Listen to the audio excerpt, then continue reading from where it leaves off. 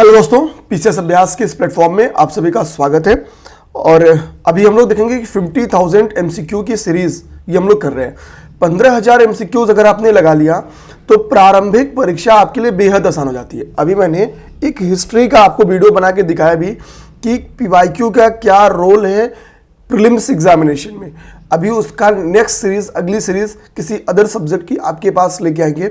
वो पॉलिटिक हो सकती है, वो ज्योग्राफिक हो सकती है, किसी सब्जेक्ट का एक एक विषय पे काम करके, आंख मूंद के कहीं से कॉपी पेस्ट करके, किसी का देख के नहीं कि फलाने ने बनाया है तो हम जाके लिख दिए इतने पेज नंबर पे, ये स्क्रीनशॉट जाके चिप दिए 15 मिनट के काम में। ये मेरा काम नहीं है। एक एक सब्जेक्ट पे पिछला वाला जब हिस्ट्री लेके आऊँ तो 4 घंटे के करीब में टाइम दिया था, ला के फिर आप लोग के बीच में रखा था। अभी ध्यान देना कि 15,000 एमसीक्यू की सीरीज में एक क्लास में मेरा टारगेट था 75 से 100 क्वेश्चन का। उतना लक्ष्य पूरा नहीं हो पा रहा है। 50 क्वेश्चन के करीब में डिस्कशन हो जा रहा है। आप लोग धैर्य रखना, घबराना मत, करते चलो। एग्जामिनेशन अभी आपका दूर है, बहुत चिंता की बात नहीं है, ठीक है। जो मैक्स होगा वो हम लोग अपना कोशिश करेंगे। अच्छा, कल हमने जो क्वेश्चन 31 लगाया था वहीं से स्टार्ट भी करते हैं, क्योंकि एक पुराना रिविजन कराते हुए आगे बढ़ते हैं। तब तक एक होमवर्क दे देते हैं, देखते हैं मेरे भाई की कितनी तैयारी है, ठीक है। हमने एक जगह ऑप्शन में पढ़ा भी था, प्रतिष्ठा आया था। प्रतिष्ठा किस विभाग का प्रमुख है? क्या राजस्व विभाग से संबंधित था, पुलिस विभाग से संबंधित था, न्यायिक विभाग से संबंधित था, या राजकाज विभाग से संबंधित था? बताइए आंसर आप लोग। अब देखो यहां पे क्या करा है कि मौर्यों के बाद दक्षिण भारत में सबसे प्रभावी राज्य कौन था, ये स्टेटमेंट दिमाग में रखना। देखो हमको पता है कि जो मौर्यंस थे, आपको मौर्यंस का मैंने मैप दिखाया भी था, ठीक है। अशोक के ड्यूरेशन में भाई उत्तर से लेकर दक्षिण, हिंदुकुश से लेकर दक्षिण तक यही है। अब देखो मौर्य आगे चल के कमजोर होंगे, अशोक के बाद ही वो कमजोर होना स्टार्ट भी हो जाते हैं। इनका अंतिम शासक जो था उसका नाम था बृहद्रथ, ठीक है, ध्यान रहा है, बृहद्रथ नाम था। ये क्या था? ये लास्ट था मौर्यंस पीरियड का, ये लास्ट शासक था। बृहद्रथ की हत्या, देखो जब कभी भी डायनेस्टी कोई कमजोर होती है तो उन्हीं के जो सामंत होते हैं, जो सेनापति होते हैं, उनके लिए एक अपॉर्चुनिटी बन जाती है कि हम अपने राजा को मार दें, अपदस्थ कर दें, विद्रोह कर दें। तो इसी तरीके से बृहद्रथ की हत्या इन्हीं के एक सामंत या सेनापति के द्वारा कर दी जाती है, जिसका नाम आता है पुष्यमित्र शुंग। पुष्यमित्र शुंग। और पुष्यमित्र शुंग क्या करेगा? शुंग डायनेस्टी की नींव रखेगा, शुंग वंश का नींव। तो शुंग वंश का संस्थापक कौन है? पुष्यमित्र शुंग। हमने को पता है कि इसी के दरबार में कौन रहा करता था जिसने इन्हें 2 अश्वमेध यज्ञ करवाए हैं। ये भी हम लोग ऑलरेडी देखे हुए हैं, तो यहां भी दिक्कत आपको नहीं आएगी। हमको पता है अश्वमेध यज्ञ की जानकारी हमको कहां से मिलती है? अयोध्या अभिलेख से मिलती है, ठीक है। तो पतंजलि इनके पुरोहित थे, ये सारी चीजें हम लोगों ने पढ़ा है। अब शुंग वंश की अंतिम शासक, ध्यान देना, शुंग वंश की तो नींव पड़ गई। अब आगे चल के शुंग वंश की नींव पे जो एक नई राजधानी बनेगी, एक नया डायनेस्टी आएगा, उस डायनेस्टी का नाम है कण्व वंश। उस डायनेस्टी का नाम क्या है? कण्व वंश। इसके अंतिम शासक का नाम था देवभूति। देवभूति की जो हत्या है वो कर देंगे वासुदेव। देवभूति ये लास्ट हो गया, लास्ट शुंग, ठीक है, शुंग। इसकी हत्या कौन करेगा? वासुदेव करेंगे। और वासुदेव इसकी हत्या करके किस डायनेस्टी की नींव रखेंगे? कण्व डायनेस्टी, कण्व वंश की नींव रखेंगे। बाद में इसी कण्व वंश का जो अंतिम शासक था, ध्यान देना है, इसी कण्व वंश का जो अंतिम शासक उसका नाम था सुशर्मा। और सुशर्मा की हत्या कौन करेगा? तो सिमुक करेंगे। और सिमुक क्या करेंगे? सातवाहन वंश की नींव रखेंगे। अब एक बार आप लोग सातवाहन का मैप समझिए। देखो कल हमने क्या किया था, मौर्यंस का मैप देखा था। मैं ऊपर एक बार देख लेता हूं कि मौर्यंस का मैप कहां रखा था। नहीं, ठीक है, हटा दिया मैं दोबारा दिखा देता हूं आपको। मैं बना देता हूं, रफली बना देता हूं। सपोज कि साउथ इंडिया का ही बनाना है तो मैं बना देता हूं। सपोज कि ये आपका भारत हो गया। यहां तक हमको पता है कि मौर्यंस थे। अशोका का ड्यूरेशन का मैंने मैप आपको दिखाया था। अब एक चीज समझो, ये जो पूरा बेल्ट है ना, ये वाला पूरा बेल्ट, यहां पे आपके सातवाहन पड़ते थे। इस बेल्ट पे समय के साथ थोड़ा प्रसार वसार भी हुआ है, तो सातवाहन यहां पड़ते थे। अब ऊपर हमने देखा क्या कि भैया अगर हम लोग मतलब वो ड्यूरेशन देखें तो क्या हो रहा है? मौर्यंस के बाद से आ रही है शुंग डायनेस्टी, शुंग डायनेस्टी के बाद से कौन सी आ रही है? कण्व आ रही है। और कण्व के बाद से कौन सी आ रही है? तो आपकी सातवाहन डायनेस्टी आ रही है। सातवाहनों में मतलब सातवाहनों का जो ड्यूरेशन है वो बढ़िया ड्यूरेशन है। हमको जैसे गौतम पुत्र सातकर्णी का नाम सुनने को मिलता है, मतलब बहुत सारे राजाओं का नाम सुनने को मिलता है, ये आर्ट एंड कल्चर के भी ड्यूरेशन का काल, मतलब उत्थान का काल है, खासतौर पे साहित्य के क्षेत्र में, ठीक है। प्राकृत भाषाओं और संस्कृत लैंग्वेज, मतलब प्राकृत और संस्कृत के उत्थान का हम लोग कह सकते हैं, ये एक ड्यूरेशन है। अब देखना, तो यानी अब एक चीज तो आपको समझ में आ गई, अगर कल को इनका क्रम पूछ दे कि भाई कौन पहले कौन बाद में, तो आप लोग लगा सकते हो मौर्य, शुंग, कण्व, सातवाहन। अब देखो यहां पे आंसर स्टिक करो, तो यहां पे क्या कह रहा है, मौर्यों के बाद, देखो ये तो दक्षिण भारत का इतिहास है, चोल, चेल, पांड्य, ठीक है, ये आपको दक्षिण भारत, तो यहाँ पे चोल इसके आंसर नहीं है, इसके सातवाहन आंसर है कि मौर्यों के बाद दक्षिण भारत में सबसे प्रभावशाली शासक कौन था, सातवाहन इसके आंसर है। अब देखो क्या कर रहा है, निम्न राजवंशों में सबसे पुराना राजवंश कौन सा, आपको नहीं पता तो घबराओ मत, हमको पता है मौर्यंस पूरे ब्रॉडली बड़े थे, उसके बाद से जब डिक्लाइन मतलब स्टार्ट हुए, मतलब उनका पतन होता है, तो कौन कौन सी डायनेस्टीज आती है हमने देख लिया, तो भाई सातवाहन उसमें से तो आपको पहले दिख रहा है। राष्ट्रकूट और चालुक्य ये आपको कब दिखेंगे, अभी आप गुप्ता पढ़ोगे, गुप्तोत्तर पढ़ोगे, तब आपके पास ये आना स्टार्ट होंगे, ये आना स्टार्ट होंगे, चालुक्य और राष्ट्रकूट। उस समय वेंगे के चालुक्य, राष्ट्रकूट, लाइयान के हम लोग पढ़ते हैं, पल्लव, ठीक है, ये आपको अभी जब हम लोग हिंदी वाला आक्रमण पढ़ना स्टार्ट करते तो पहले लोग उस समय आते हैं, ठीक। अब एक चीज समझना है, मतलब ये भी बात की है, यहां से क्लियरली जो एक बात निकलती, सातवाहन क्या है, इनमें से पुराना राजवंश है, इनमें से पुराना राजवंश है। सातवाहनों की राजधानी पूछ रहा है, तो सातवाहनों की राजधानी अमरावती थी, ये तो सीधा याद कर जाना है। प्रतिष्ठानपुर या पैटर्न, मतलब सातवाहनों की राजधानी थी, ठीक है, ये दिमाग रखना। और इनिशियली देखो ये कह रहा है कि सातवाहनों की वास्तविक राजधानी क्या थी, प्रतिष्ठानपुर या पैटर्न थी, ठीक है। उनकी आरंभिक राजधानी अमरावती मानी जाती है, एक बार 2005 के मेंस में क्वेश्चन बन के आ गया था। पुराणों में इस राजवंश के बारे में स्टेटमेंट दिया गया, आंध्र भृत्य या आंध्र जातीय, ये कहा गया है पुराणों में इनके बारे में, ठीक है। सातवाहनों की राजधानी क्या थी, प्रतिष्ठानपुर या पैटर्न। आते हैं, निम्नलिखित शासकों में से किसने एका ब्राह्मण का है, देखो सातवाहनों का ड्यूरेशन जो है वो माना जाता है कि ब्राह्मणों के को इन्होंने भूदान, लैंड ग्रांट्स बहुत ज्यादा दिया है, क्योंकि ये खुद ही ब्राह्मण माने जाते हैं। अब देखना, तो इसमें क्या, शुंग भी ब्राह्मण ही माने जाते हैं, इसमें आएंगे हम लोग। तो खारवेल के बारे में ऐसा कोई जानकारी हमको नहीं मिलती, खारवेल के बारे में हमको पता है कि हम लोग हाथी गुम्फा अभिलेख पढ़ते हैं, बहुत चीजें जानते नहीं है। सुशर्मन भी इसके नहीं है। गौतमी पुत्र सातकर्णी है, आप यहाँ पे गौतमी पुत्र से आपको लगेगा ये मातृ सत्तात्मक वंश रहा होगा, तो ये बताता है कि मातृ सत्तात्मक तो नहीं कह सकते हैं, यानी ठीक है, माताओं की स्थिति अच्छी थी, ये हम लोग कह सकते हैं। जब लोग अपनी बीच में बीसीसीआई ने भी ये रूल बना दिया था कि जो क्रिकेटर है उनके पीठ पे उनकी माताओं का नाम लिखा रहेगा, ठीक है, ये रूल आ गया था, तो ये तो हम लोग कह सकते हैं। तो अगर ये कुछ दे कि निम्नलिखित में से किस राजवंश के शासकों ने माताओं के नाम पर अपने नाम रखे या होते थे, तो वो हो गया सातवाहन डायनेस्टी। इसमें क्या हो गया आपका, गौतम पुत्र सातकर्णी ने अपने आप को एका ब्राह्मण या अद्वितीय ब्राह्मण कहा है।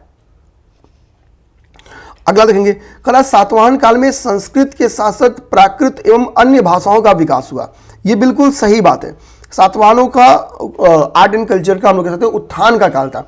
अब जैसे यहां पे देखो, एक सातवाहन शासक आपको यहां पे दिखेगा, उनका नाम क्या है, हाल, ध्यान देना। हाल के बारे में स्टेटमेंट क्या है, हाल ने गाथा सप्तशती लिखा है। गाथा सप्तशती क्या है, प्राकृत भाषा में लिखी गई है, यहां पे अगर मैं इसको फिर से अंडरलाइन करूं, प्राकृत भाषा में लिखी गई है, और मतलब एक श्रृंगार रस प्रधान एक पुस्तक है, ठीक है। सर्ववर्मन इसी समय के थे, उन्होंने एक बुक लिखी थी जो कि कांत्रक, ध्यान देना, कात्रंत्र नामक थी सर्ववर्मन की, ये संस्कृत लिटरेचर थी। तो भाई यहां से पता चला कि प्राकृत में उत्थान था, प्राकृत इस ड्यूरेशन में फली फूली, यहां से पता चला कि भाई कि संस्कृत फली फूली, तो प्राकृत और संस्कृत ये तो मतलब इसके उत्थान का ड्यूरेशन था ही था। इसी तरह एक वृहत कथा का नाम लिखा है जो कि गुणाधिका है, ये पीटी में सेपरेटली क्वेश्चन बन के आती है, ये दिमाग में रखना। ये गुणाध हुए, सर्ववर्मन हुए, ये विद्वान थे, ये शासक नहीं थे, ध्यान देना। हाल के दरबार में रहने वाले ये विद्वान थे, ये अपने दिमाग में हम लोग रखेंगे। स्टेटमेंट 1 नंबर क्या हो गया, सही हो गया। आगे कि सातवाहन राजाओं ने साहित्य रचना के लिए संस्कृत एवं अन्य लोक भाषाओं को अपनाया, तो अभी तो एग्जाम्पल ही हम लोग देखे हैं, तो ये भी सही है। तो भाई जब सातवाहन राजा क्या कर रहे हैं कि जो उनके द्वारा टेक्स्ट लिखे जा रहे हैं वो संस्कृत में, प्राकृत में लिखे जा रहे हैं, तो इसी के लिए तो इसका उत्थान हुआ है, इसी के लिए इन भाषाओं का विकास हुआ है। भाषा और साहित्य के विकास के दौर आज अभी जब रिजल्ट आने लगता है और हिंदी मीडियम का रिजल्ट कम हो जाता है, तो कहते हैं हिंदी मीडियम के पतन का दौर है। अब हिंदी मीडियम का रिजल्ट ज्यादा जाए, हिंदी मीडियम के उत्थान का दौर है। तो यानी कथन कारण की व्याख्या करता है। Clear statement.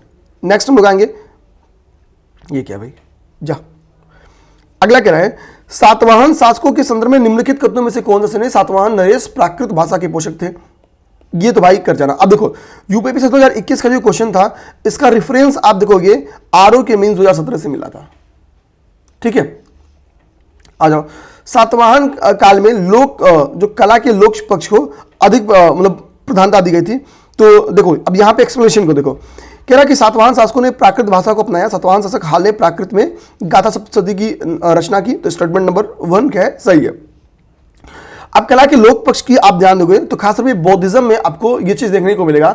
सातवाहन काल में जो स्थापत्य बने हैं, जो स्कल्पचर्स बने, मूर्ति कला बनी है, वो इस बात की एग्जाम्पल है। खासतौर पे बौद्धिज्म की मूर्तियों को आप देखोगे तो आपको लगेगा कि हाँ, इसमें क्या है, कला के लोक पक्ष को सराहना दी गई है, उस पर अधिक काम किया गया, यानी उसको प्रोत्साहन मिला है। ये श्री पर्वती वाला क्वेश्चन आया था, ये जब 2020 में पेपर में क्वेश्चन आया था तो मुझसे गलत हो गया था। ठीक है, ईमानदारी से आपको बताता हूं। अब यार ये कुछ ऐसे हर बार आपको नए क्वेश्चंस आते हैं जो ना टीचर आपको पढ़ाया रहेगा, ना एज ए स्टूडेंट आप लोग पढ़े रहोगे, आपको टिकी करना है। ठीक है, श्री पर्वती, ठीक है, किसे कहते हैं, वाकाटक, शक, इक्ष्वाकु, ठीक है, खारवेल। श्री पर्वती का मतलब है कि श्री पर्वत का शासक। ठीक है, तो आंध्रवित्त और श्री पर्वती ये पुराण ही मतलब पुराणों में कहा गया है। ध्यान देना है किसको, इक्ष्वाकु वंश को, ये दिमाग में रखना है। इक्ष्वाकु वंश को इस बात को कहा गया है। इक्ष्वाकु क्या थे, तो ये भी सातवाहनों के ही सामंत हुआ करते थे। ठीक, इसमें दिमाग रखेंगे। यहाँ पे इक्ष्वाकु वंश के संस्थापक का नाम लिखा है श्री शांतमूल। ठीक है, तो सातवाहन कमजोर होंगे तो फिर इनका उत्थान होगा। हमेशा मैंने तो इनिशियली बताया ना कि जो सामंत और सेनापति होते थे, जब भी सेंटर कमजोर होगा तो उनका उत्थान होगा। अगला क्या कह रहा है, निम्नलिखित में से कौन कौन जैन धर्म का संरक्षक था, जैनिज्म के संरक्षक। अब तो तुम लोगों ने बौद्धिज्म का संरक्षक बहुत देखा, अब बारी है जैनिज्म के संरक्षक की देखने की। दिए गए ऑप्शन में से दो नाम भैया आप बहुत बढ़िया तरीके से पहचानते हो। अशोक बौद्धिज्म का था, हर्ष भी आगे पढ़ोगे, ये भी शैव और बौद्धिज्म दोनों का। इनिशियली शैव धर्म का समर्थक हुआ करता था। माइक लगा ना, हाँ बढ़िया। अब एक चीज समझो, यानी ये तो आंसर नहीं होंगे, अशोक और हर्ष ऑप्शन होंगे। अब मान लेते हैं आपको पुलिकेशिन द्वितीय के बारे में नहीं पता है कि किस धर्म का था, और खारवेल के बारे में नहीं पता है। खारवेल का नाम आपने सुना ही होगा हाथी गुम्फा अभिलेख के बारे में। ठीक है, एक किसने अपने गिरनार अभिलेख सुना होगा। गिरनार अभिलेख कहां पे है, गुजरात के सौराष्ट्र वाले साइड पे। गिरनार अभिलेख क्या है, इस बात की जानकारी देती है कि चंद्रगुप्त, अशोक, इन लोगों ने वहां पे एक लेक यानी सुदर्शन लेक से संबंधित थे। ठीक है, अब देखो तो खारवेल ये उड़ीसा वाले बेल्ट में पड़ते थे। ये चेदी, ध्यान देना है, ये चेदी वंशीय शासक थे। खारवेल एक महान शासकों में से हम लोग कह सकते हैं कि कलिंग के महान शासकों में से एक था। कलिंग की प्रतिभा जो प्रतिष्ठा थी उसको लौटाने का काम ये करता है। तो देखोगे जब आप कलिंग में जाओगे तो कलिंग में एक पहाड़ी थी जिसका नाम है उदयगिरी की पहाड़ी। ये क्या है, जो अभिलेख बनते थे वो पहाड़ियों को काट के ही बनते थे। ठीक है, नॉर्मली। अभी समझा, उदयगिरी की पहाड़ी अगर आज आपसे पूछते कहां पे स्थित है तो उड़ीसा में। उदयगिरी की पहाड़ी उड़ीसा में स्थित है, भुवनेश्वर के इर्द गिर्द। यहीं पे इसने क्या है कि हाथी गुम्फा अभिलेख बताया है। और हाथी गुम्फा अभिलेख जब स्टडी करते हैं तो इस बात की जानकारी मिलती है कि भाई ये जैनिज्म का पोषक रहा होगा। फिर ये आया पेपर में क्वेश्चन अभी रिसेंट में एक आध साल में कि भाई खारवेल किस वंश का संबंधित था, हाथी गुम्फा अभिलेख किसका है। तो हाथी गुम्फा इंस्क्रिप्शन जो है खारवेल का है। आज यहाँ पे कुछ इंस्क्रिप्शंस के नाम लिखे हैं और उसके संबंधित रूलर्स के नाम लिखे हैं। इंस्क्रिप्शन से रूलर्स को अपने को मैच कराना है। अब देखते हैं, अच्छा नहीं मैच नहीं कराना है, यहाँ पे कह रहा है कि निम्नलिखित में से कौन सा मैच्ड नहीं है। अब देखो यहाँ पे अभिलेख है नासिक अभिलेख, तो नासिक अभिलेख गौतमी पुत्र का है कि नहीं। गौतमी पुत्र का पूरा नाम क्या होगा, गौतमी पुत्र सातकर्णी, अभी आपको जस्ट बताए थे। ठीक है, इसका संबंध वहां से है। अब आते हैं हाथी गुम्फा अभिलेख, अभी खारवेल का पढ़े ही हैं, इसमें कोई दिक्कत तो है नहीं। गिरनार का अभिलेख भाई इसके पहले पढ़े हो कि नहीं पढ़े हो, ये तो पढ़े ना, गिरनार के अभिलेख के बारे में ही पढ़े हैं। यानी पुलकेशिन द्वितीय का भीतरी नहीं है, पुलकेशिन द्वितीय का भीतरी अभिलेख नहीं है। तो किसका आता है, ठीक है। आप बात देखिए भीतरी आपका स्कंद गुप्त की है। अच्छा आप मुझे बताओ क्या भीतरी इंस्क्रिप्शन से ही हमको हुड़ आक्रमण की जानकारी मिलती है या नहीं? स्टेटमेंट बताना मुझे, सही है या नहीं? भीतरी इंस्क्रिप्शन से हमको जानकारी मिलती है या नहीं? ठीक है, हुड़ आक्रमण के बारे में। तो स्कंद गुप्त से इनका संबंध है भीतरी का, तो हम लोग यहीं काटेंगे और यहां लिख देंगे स्कंद गुप्त।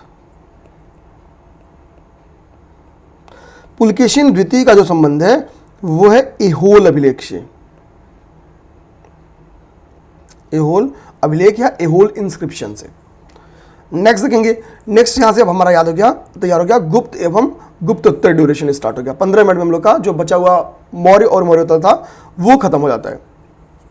अब देखो, अब तक हमने 2 अश्वमेध यज्ञ के बारे में पढ़ा, अब हमने 4 अश्वमेध यज्ञ किस शासक ने करवाया, तो वो दिमाग रखना प्रवरसेन प्रथम था। ठीक है, मुख्य राजाओं ने नहीं करवाया, ये दिमाग रखना। कुछ फैक्ट्स ऐसे दिमाग रखना है कि मुख्य राजाओं के द्वारा वो नहीं, देखो बार बार मैं बड़ा कौन दिखाता है? जो मतलब जिसको बताना हो बार बार कि भाई हाँ हम ही बड़े हैं, तुम लोग भूलो मत, हम ही बड़े हैं, हम ही सबसे बड़े छत्रप है। ठीक, तो ये काम समुद्रगुप्त था बड़ा, इसको बताना थोड़ी ना। चंद्रगुप्त द्वितीय बड़ा था, इसको बार बार बताना थोड़ी है। पुष्यमित्र सुन, ठीक है बड़े थे, मौर्यों के ही तो सामंत थे, लेकिन इतने भी बड़े नहीं थे कि इनको बताना ना पड़े, तो 2 बार ये बताएं ये, लेकिन इनको भाई बार बार बताना पड़ेगा, 4 बार बताना पड़ा इनको। आते हैं, भारत का नेपोलियन निम्नलिखित में से किसे कहा जाता है? देखो ये स्टेटमेंट दिया जाता है समुद्रगुप्त के बारे में, क्योंकि समुद्रगुप्त अपने को मतलब विजेता के तौर पे नामित करता है। इसने उत्तरापथ दक्षिणापथ दोनों के राजाओं को खूब हराया, मतलब सभी राजाओं को लगभग हराया है। तो इसकी विजयों को देखते हुए एक इतिहासकार है जिनका नाम है विंसेंट आर्थर स्मिथ।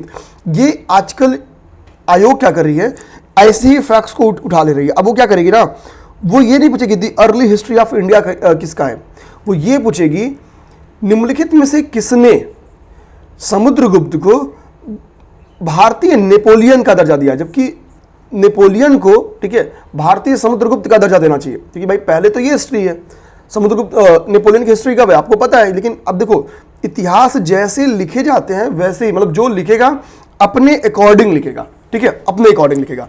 अब लिखे हैं आर्थर स्मिथ इस बात को दी अर्ली हिस्ट्री ऑफ इंडिया, तो इन्होंने अपने यहाँ के जो मौजूद शासकों से तुलना कर दी है।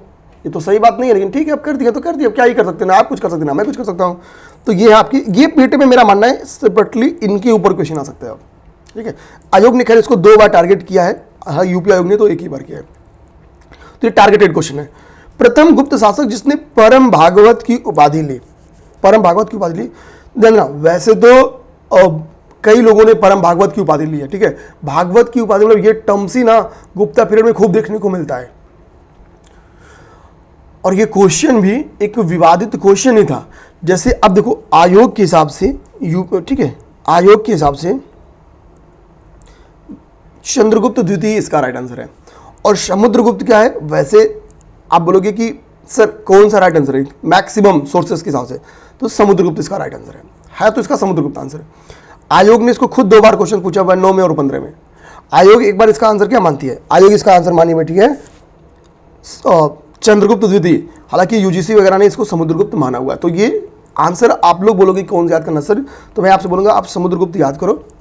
पेपर में अगर दोनों रहेगा तो समुद्रगुप्त मारना, नहीं समुद्रगुप्त रहेगा चंद्रगुप्त द्वितीय रहेगा तो आपके पास ऑप्शन नहीं है, मार देना। इलाहाबाद का अशोक स्तंभ किसके शासन के बारे में जानकारी देता है। इलाहाबाद का अशोक स्तंभ किसके शासन के बारे में जानकारी देता है, चंद्रगुप्त मौर्य के, ठीक है, समुद्रगुप्त के, चंद्रगुप्त प्रथम के, या चंद्रगुप्त द्वितीय के। एक बार आप लोग जो इलाहाबाद का अशोक स्तंभ है इसके बारे में एक क्लियर जानकारी रख लेना है, बहुत ही अच्छी हिस्ट्री इसके पीछे। देखो इसका आंसर जो डायरेक्टली आपको स्क्रीन पे दिख रहा है भाई समुद्रगुप्त है, ठीक है, ये मैटर की बात नहीं है। देखो जो इलाहाबाद का अशोक स्तंभ है ये मूल रूप से इलाहाबाद में नहीं था, ये था कहाँ पे, तो ये था कौशाम्बी में। कौशाम्बी से इसको अकबर के द्वारा कहाँ लाया गया, इलाहाबाद लेके आया गया। पहली फैक्ट ये दिमाग रखो। इसी जो आपका ये अशोक स्तंभ है इसी पे हरिशेन के द्वारा समुद्रगुप्त की प्रशस्ति का वर्णन है, यानी समुद्रगुप्त की प्रशंसा में उसकी विजयों के बारे में लिखा गया है संस्कृत में, लैंग्वेज कहते हैं संस्कृत। तो यानी प्रयाग प्रशस्ति का जो नाम सुनते हैं आप लोग, प्रयाग प्रशस्ति। प्रयाग प्रशस्ति किस पे लिखी गई है? इसी पे लिखी गई है। और लैंग्वेज क्या है ये? तो संस्कृत भाषा में लिखी गई है। किसके द्वारा लिखी गई है? हरिसेन के द्वारा। ठीक, ये बात क्लियर हो गया। बाद में इसी प्रयाग प्रशस्ति या अशोक के स्तंभ पे ही जहांगीर ने भी कुछ ना कुछ लिखवाया है। ठीक, तो जहांगीर से भी इसका संबंध है, जहांगीर के लेख का भी इससे संबंध है। ये सारी बातें आप लोग समझ गए। तो अब आंसर आओ, इसका आंसर तो आप लोग दे ही लोगे। आगे देखो, कह रहा है समुद्रगुप्त के प्रयाग प्रशस्ति वाले स्तंभ पर, प्रयाग प्रशस्ति कहां लिखी गई है? अशोक स्तंभ वाले पे लिखी गई है। निम्नलिखित में से किसका लेख मिलता है? तो भैया ये अपना बच्चा है, करेगा ही करेगा। लाया कौन है? पिताजी ने लाया है, लिखवाएगा ये। रोको तो रोक लो। अब देखो ये चीज आप ये कैसे समझ सकते थे? आप इसका आंसर देखो, इसमें भी आंसर आपको सोचना होगा। प्रयाग प्रशस्ति, ठीक है, शाहजहां का किसका लड़का है? सोचो। जहांगीर किसका लड़का है? सोचो। औरंगजेब सोचो। दारा सिकोह सोचो। आपको समझ में आ जाएगा ये कौन मारेगा। बाप लेके आया तो कौन मारेगा? पृथ्व्या प्रथम वीर की उपाधि किसने धारण की? उसी ने जिसको इतिहासकार स्मिथ ने, जानना, इतिहासकार विंसेंट ऑथर स्मिथ, ठीक है, V Smith, Vincent author Smith, V Smith इनको हम लोग बोलते हैं। विंसेंट ऑथर स्मिथ ने जिसकी तुलना अपने नेपोलियन से की है, वही पृथ्व्याम प्रथम वीर, अर्थात पृथ्वी का प्रथम वीर। एक्चुअली ये बात उस इन्होंने नहीं बोली है, मतलब इसमें साहब ने नहीं बोली है। तो ये बोली किसको गई है? तो समुद्रगुप्त को बोली है। इजी अंदाजा करेंगे। लेकिन अब देखो अंतर क्या है। पृथ्व्याम प्रथम वीर का मतलब है कि पृथ्वी पर मैं इकलौता वीर हूं, यानी मेरा कोई प्रतिद्वंदी, मेरा कोई विरोधी, मेरे कोई समकक्ष में नहीं खड़ा है। ठीक, तो ये तो हो गया समुद्रगुप्त। अब एक बात है, ये स्टेटमेंट दिया किसने? ये कहां देखने को मिलता है? तो एक बुक है, a political history of the imperial Guptas. ये बुक है शर्मा जी का, तेजराम शर्मा जी का। इसी में पृथ्व्याम प्रतिरथ या पृथ्व्याम प्रथम वीर का उपाधि इसने धारण किया हुआ है। अब समुद्रगुप्त के ड्यूरेशन में भाई जो पृथ्वी का वीर है, तो उसके समकक्षीय राजा होंगे, आंख उठा के देखते नहीं होंगे। कौन आंख उठा के देखेगा? तो कह रहा है थोड़ा वो आंख उठा के ना देखने वाले राजाओं के बारे में थोड़ा ध्यान दो। कह रहा है कि अवमुक्त जो राज्य था, जो कांची राज्य था, जो कुस्तलपुर राज्य था, जो पलक्का था, इनके राजा कौन थे समुद्रगुप्त के समय में? धनंजय, नीलराज, उग्रसेन और विष्णुगुप्त मिलाओ। कांची जो नाम है थोड़ा रिलीजियस, यहाँ पे आपको चीजें देखने को मिल जाती हैं। तो एक भगवान का नाम यहाँ पे लिखा है विष्णु, विष्णुगुप्ता भाई कांची से संबंधित है। ये तो मतलब ऐसे तैयार कर जाओ। तो भाई आपका हो गया डी का 2। ये मैं ऐसे मतलब इसमें मुझे सबसे आसान अगर कोई लगेगा तो वो विष्णुगुप्ता लगता, मैं मिला देता। अब हालांकि जो मुझे आसान लगता उसके हिसाब से तो आंसर भी मिल गया है, डी के 2 से ही आंसर मिल गया। आपका काम क्या है? बाकी तैयार करना। ए का क्या हो गया? 3 हो गया। ए का 3 यानी धनंजय कुस्तलपुर, ठीक है, कुस्तलपुर के राजा कौन थे? धनंजय थे। नीलराज अवमुक्त, ठीक है, नीलराज का क्या? नीलराज का संबंध अवमुक्त हो गया। उग्रसेन पालक्का के राजा थे, उग्रसेन आपके पालक्का के राजा थे। ये इंपॉर्टेंट है, ये आपके दिमाग में रखना है, ये इंपॉर्टेंट है। हाँ, आगे आते हैं। कह रहा है कि निम्नलिखित में से किस राजा का एक अन्य नाम देवगुप्त था? तो देखो, परम भागवत की उपाधि तो चंद्रगुप्त द्वितीय ने भी धारण की है। हालांकि माना जाता है समुद्रगुप्त क्योंकि प्रथम, ठीक है, मतलब मैक्सिमम बुक्स ने समुद्रगुप्त को बोला हुआ है। तो ये हो गया, चंद्रगुप्त द्वितीय ने देवगुप्त की टाइटल रखी थी, ये दिमाग में रखना, देवगुप्त, देवश्री, ये टाइटल्स चंद्रगुप्त द्वितीय की थी। अब दिल्ली में कभी कुतुब मीनार घूमने जाना, तो कुव्वत उल इस्लाम मस्जिद आपको मिलेगा। कह रहा कुव्वत उल इस्लाम मस्जिद के प्रांगण में जो लौह स्तंभ है वो किसकी स्मृति में है? ठीक है, आप जाओगे तो वहां पे एक ऐसे लौह स्तंभ दिखेगा, गूगल करना। वहां पे जब यहां घूमने जाओगे तो आपको कुछ लेख लिखा हुआ, मतलब एक पट्टी लिखी हुई है, उसमें उसके बारे में इंफॉर्मेशन दिया गया है। ठीक है, और इसी को मेहरौली का स्तंभ भी कहते हैं, मेहरौली का स्तंभ भी कहते हैं, जिसको बाद में लाके यहां रख दिया गया।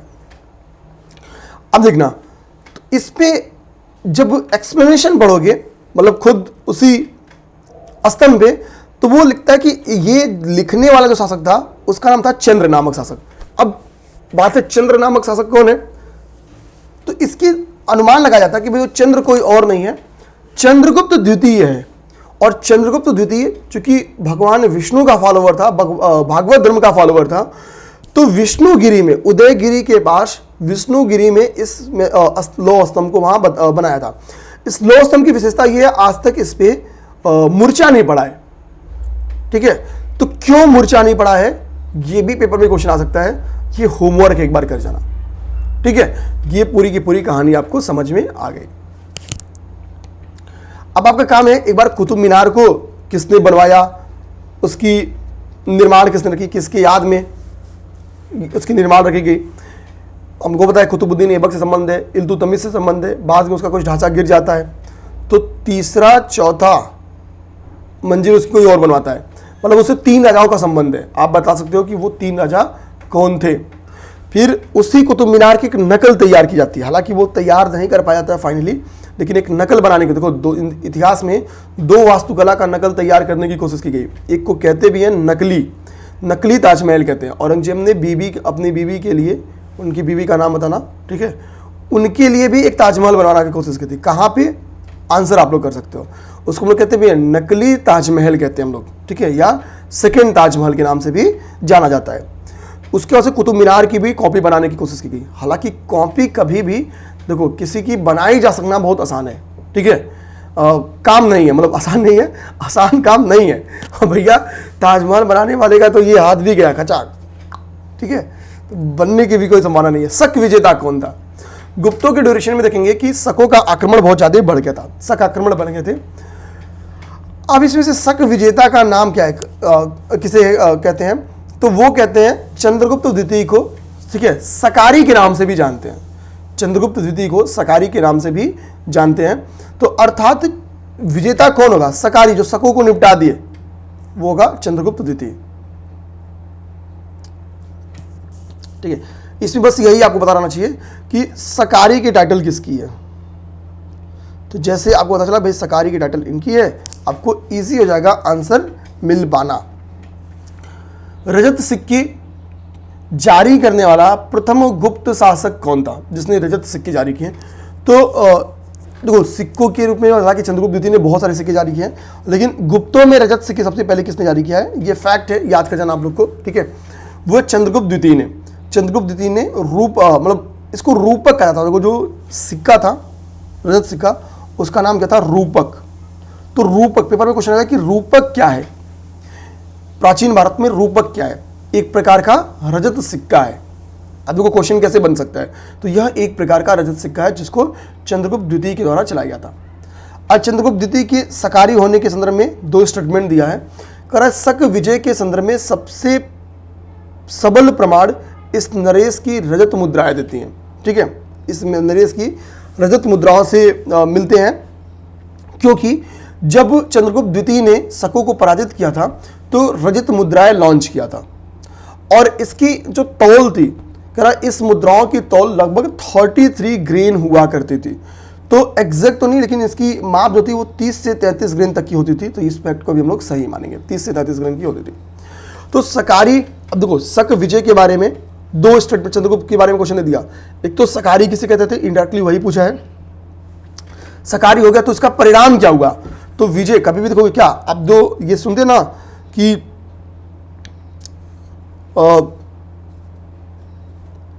गेट टाइप का, ठीक है, कि ये गुजरात में, मान लो कि उसको हम लोग क्या बोलते हैं, अरे यार, ये जितने भी ये गेट टाइप की चीज़ें बनाते हैं ना, उसका मैं नाम भूल रहा हूँ, ठीक है, अगर आपको याद है बताना। ऐसे नहीं कि एक गेट बना दिए तो वो रिप्रेजेंट करता था कि हम लोग गुजरात विजय के संदर्भ में ये बनाया गया, वो बनाया गया, ठीक है, मैं थोड़ा सा नाम बस भूल रहा हूँ, ठीक है, दिमाग में मेरे आ जाएगा तो मैं बता दूंगा। अक्सर कहते हैं ये रिप्रेजेंट कराते थे कि इस द्वार का निर्माण मैंने इस विजय के उपरांत करवाया है, ठीक है। अरे उसका बहुत प्यारा सा नाम है यार, कुछ तो दिमाग से उतर जा रहा है, ठीक है, ये तो मैं बताता आपको। कह रहा कि कौन सा राजवंश हुड़ों के आक्रमण से अत्यंत विचलित हुआ? हुड़ आक्रमण मतलब खूबी हुआ है। गुप्तों के पतन का एक कारण भी दिखा जाता है हुड़ आक्रमण, क्योंकि आक्रमण कर होता है जब। आप बोलोगे सर क्यों? देखो, कभी भी कोई आक्रमण होगा, कोई भी देश आक्रमण में क्यों नहीं फंसना चाहता, यहीं से समझ जाओ। आक्रमण या युद्ध का एक निगेटिव इंपैक्ट क्या होता है, आप अपनी रिसोर्सेज को, ठीक है, क्या करते हो, वार में लगा देते हो।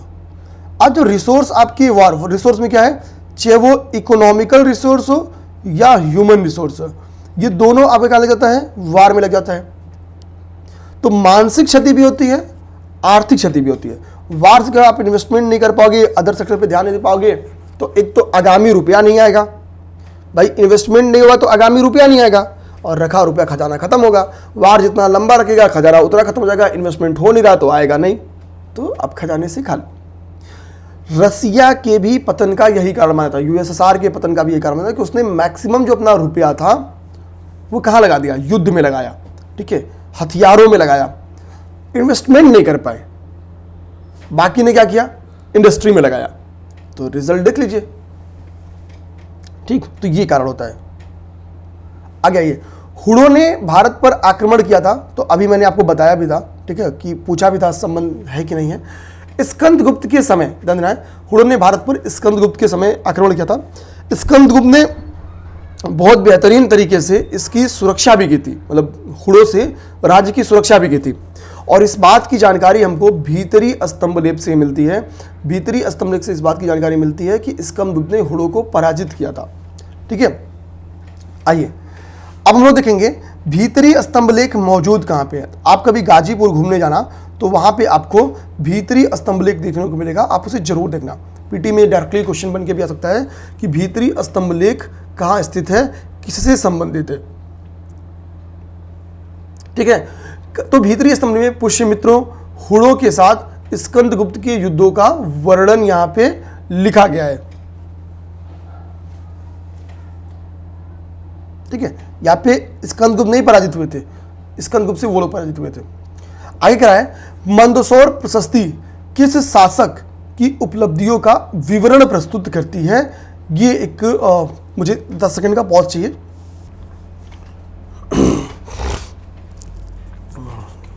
एक्चुअली थोड़ी प्यास लगी थी, ठीक है। देखते हैं ये वाला क्वेश्चन हम लोग देख रहे थे। प्रशस्ति का ऑलरेडी क्या मतलब होता है आपको पता है, प्रशस्ति मतलब प्रशंसा। तो जो मंदसौर प्रशस्ति है, पहली बात तो यह आता है कि इसका संबंध किससे, मतलब किसने लिखा। जैसे प्रयाग प्रशस्ति को हमने देखा हर्षण ने लिखा, समुद्रगुप्त के लिए संस्कृत में लिखा। उसी तरीके से मंदसौर प्रशस्ति जो कि मालवा में स्थित है, वो वत्स भट्ट के द्वारा लिखी गई है। वत्स भट्ट जो कि इनके दरबारी कवि हुआ करते थे, ठीक है, या कहीं कहीं जानकारी ये स्थानीय कवि थे, मतलब मालवा के कवि थे, स्थानीय कवि थे ये। तो मंदसौर प्रशस्ति वत्स भट्ट ने लिखी है। किसके लिए, तो कुमारगुप्त प्रथम के लिए। और कुमारगुप्त प्रथम की पत्नी का नाम आप देखोगे पेपर में पूछा है, ठीक है, अनंत देवी, जहां शायद इनका नाम था, एक बार मैं आपको यहाँ पे दिखा भी दूंगा, हाँ अनंत देवी नाम था, ठीक है। चंद्रगुप्त द्वितीय की पत्नी का नाम कुबेर नागा था। ये पेपर में क्वेश्चन बन के आया हुआ है, ठीक है। अब यहाँ पे देखो, करण निम्नलिखित में से कौन सा सुमेलित नहीं है। अब ये देखो आसान सा क्वेश्चन था, सुमेलित नहीं है। यहाँ पे राजा, मतलब राजाओं का इंडायरेक्टली नाम है या जिससे संबंधित है, ये इंस्क्रिप्शन है। तो मंदसौर तो अभी आपने पढ़ा भाई, कुमारगुप्त से संबंधित है। एरण मैंने आपको पहले ही बता दिया है, किसका है, समुद्रगुप्त का, ठीक है। समुद्रगुप्त का एरण अभिलेख समुद्रगुप्त से संबंधित है, नहीं पता था तो दिमाग में रख लो। पथिक अभिलेख तक्षशिला अभिलेख जो है उसका संबंध पथिक से है। अब यहाँ पे प्रभावती गुप्ता नाम लिखा हुआ है। प्रभावती गुप्ता आपको पता है कौन थी, ठीक है। प्रभावती गुप्ता भाई नाम से ही लग रहा है कि भाई नहीं ये गड़बड़ा गया, ठीक है। उदयगिरी का जो गुहा अभिलेख है, ध्यान देना है, वो चंद्रगुप्त द्वितीय का है। किसका है, उदयगिरी का गुहा अभिलेख चंद्रगुप्त द्वितीय का है। और इनकी पत्नी का नाम क्या था, कुबेर नागा, कुबेर नागा। यहां पे आओ, सर्ववर्मन गया का ताम्रपत्र कह रहे हैं। ईश्वरवर्मन जौनपुर प्रस्तर अभिलेख, जौनपुर का जो प्रस्तर यानी पत्थर यानी स्टोन का जो इंस्क्रिप्शन है जौनपुर का, वो ईश्वरवर्मन का है। ईशान वर्मन का हरहा का जो हरहा लोकेशन है, हरहा पाषाण अभिलेख जो है वो वहां का है। जीवित गुप्ता द्वितीय का देव बरणांक अभिलेख, ये जीवित गुप्ता का है। आप एक काम करना है, आपको बताना है हरहा पाषाण अभिलेख कहाँ पे स्थित है, मतलब हरहा लोकेशन कहाँ पे है। देव बरणांक अभिलेख कहाँ पे, देव बरणांक देव, ठीक है, ये किस लोकेशन से पाई गई है, ये दिमाग में रखना है। और कहाँ पे स्थित है ये दिमाग में रख लेना आपको।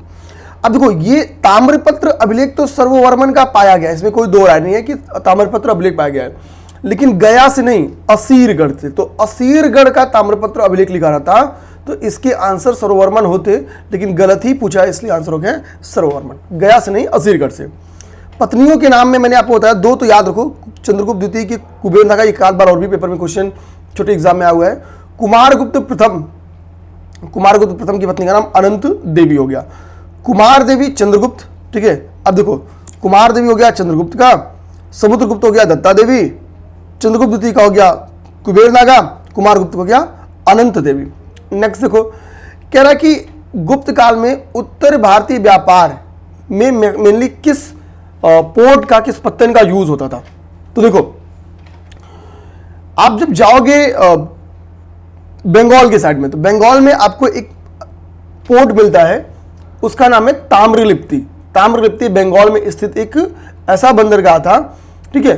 अब बंगाल में जाओगे भाई, अब वहां से दक्षिण पूर्वी एशिया हो, ठीक है, इधर श्रीलंका हो, लगा छोटे छोटे द्वीप हो, उन सबको निपटा सकते हो, वहां पे ट्रेड कर सकते हो। तो आंसर अगर डायरेक्टली घोटना होगा तो इसका आंसर हो गया आपको ताम्रलिप्ति, ठीक है। अब देखो अगर पश्चिमी भारत का प्रमुख बंदरगाह देखना है, तो जो आपको यहां पे भड़ौच दिख रहा ना, इसको ब्रिगदिच्चू भी कहते थे, ये वेस्टर्न इंडिया दन रहा है, पश्चिम भारत का ये सबसे प्रमुख बंदरगाह में से एक था, ठीक है। तो इसका आंसर तो वैसे आपका ताम्रलिप्ति। निम्नलिखित में से कौन गुप्त काल में अपनी आयुर्विज्ञान विषयक, यानी आयुर्विज्ञान विषय में जाना जाता है, मतलब अपनी रचना के लिए जाना जाता है। इसमें देखो शूद्रक ही एक ऐसे हैं जिनका संबंध विज्ञान से है, आयुर्विज्ञान से नहीं। ये शल्य चिकित्सक रहे हैं, ध्यान देना, सॉरी शूद्रक कह रहा हूं, सुश्रुत। सुश्रुत क्या है, एक शल्य चिकित्सक रहे हैं। शूद्रक तुमको पता है कि नाटककार है। शूद्रक की एक रचना है, बहुत ही फेमस रचना है, आप चाहो तो एक बार उसका नाम कमेंट कर सकते हो, ठीक है। तो यहाँ पे गलती से शूद्रक निकल गया था मुझसे। तो सुश्रुत क्या है, इसमें एक शल्य चिकित्सक है, सुश्रुत दिखेंगे यहाँ पे है, सुश्रुत एक शल्य चिकित्सक है। बाकी का तो चिकित्सा से ही संबंध नहीं है, मतलब साइंस से ही संबंध नहीं है, चाहे सौमिल्य हो चाहे शूद्रक हो। शूद्रक सौमिल्य ये दोनों लोग नाटककार हैं, और शौनक ऋग्वैदिक कालीन ऋषि हैं। तो भाई एक तो हो गए ऋषि और 2 लोग हो गए नाटककार, तो संबंध साइंस से किसी का नहीं। अब वैसे मारा तो आप सुश्रुत मार दो, ठीक है, लेकिन एग्जैक्ट इसका आंसर नहीं है। चंद्रगुप्त के 9 रत्न, ये होमवर्क है, गूगल कर लो, कॉपी से कैसे कर लो, इसको याद करना है और इसको कमेंट बॉक्स में लिखना आप लोग जरूर, क्योंकि लिखोगे याद हो जाएगा, पेपर में क्वेश्चन आएगा निम्नलिखित में से कौन से चंद्रगुप्त के 9 रत्नों में शामिल नहीं है, तो आप टिक कर दोगे। इसी तरह अकबर कालीन रत्नों के बारे में भी आप चर्चा कर सकते हो। फलित ज्योतिष कौन था 9 रत्नों में से, यानी एस्ट्रोलॉजर कौन था, क्वेश्चन पूछ रहा आपसे। एस्ट्रोलॉजर, आज बहुत लंबी क्लास नहीं लेंगे, 40-45 मिनट की क्लास रहेगी। एस्ट्रोलॉजर, तो एस्ट्रोलॉजर इसमें थे छपड़क। छपड़क क्या है, एस्ट्रोलॉजर है।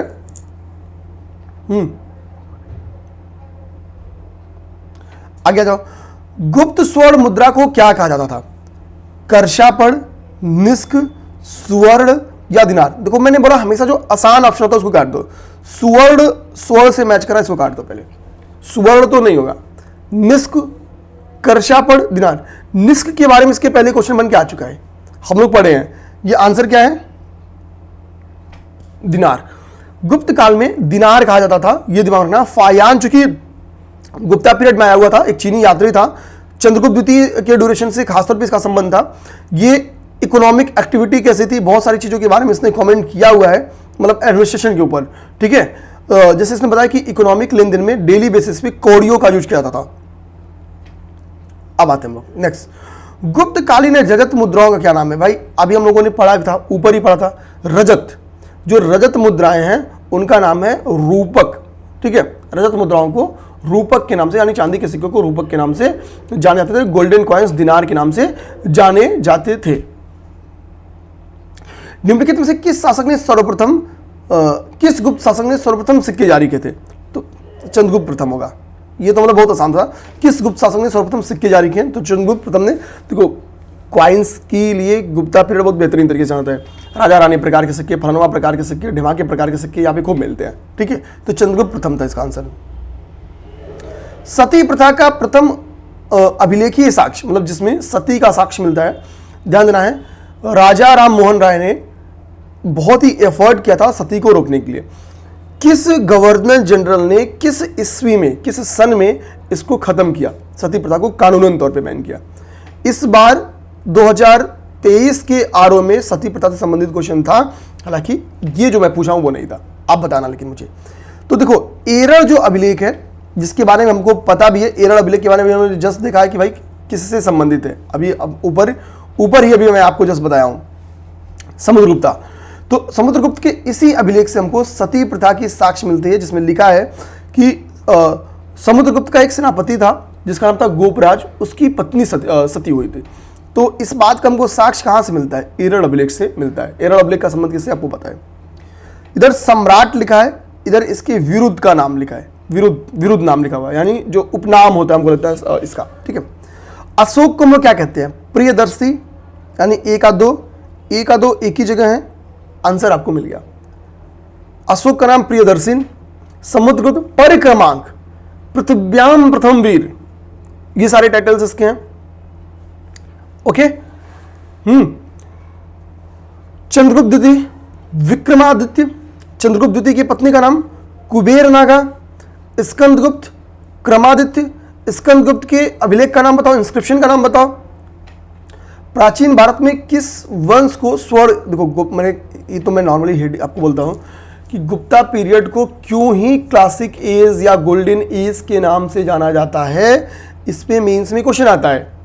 क्योंकि आर्ट एंड कल्चर, साइंस, ये उत्थान का काल, इकोनॉमिक समृद्धि का काल था। यहाँ पे क्वाइंस डिफरेंट बहुत टाइप्स के आपको देखने को मिलते हैं। शासन प्रशासन बहुत बढ़िया तरीके से चला था, इसके लिए इसको लोग क्लासिक एज के नाम से जानते हैं। निम्न में से किस काल में स्त्रियों की पुरुषों से बराबरी थी? ठीक है, तो भैया हमको पता है, जैसे ही ऋग्वैदिक काल के आगे बढ़ते हो, लेटर वैदिक पीरियड पे आते हो, वहीं से महिलाओं की स्थिति खराब होना स्टार्ट हो जाती है। तो इसका आंसर होगा इनमें से कोई नहीं। तो अभी हम लोग क्या करते हैं, 42 मिनट की हमारी क्लासेस हो गई हैं, यहाँ पे ब्रेक करते हैं। ये क्लास आप लोग देखना, क्योंकि क्लासेस अपलोड करने का टाइम हो गया है। थोड़ा आज क्लास रिकॉर्ड करना देर से स्टार्ट किया, तो अपलोड करने में 20-25 मिनट का टाइम लगता है प्रोसेस रोके आपके पास जाने में। तो अभी क्लास को ब्रेक करते हैं। जय हिंद।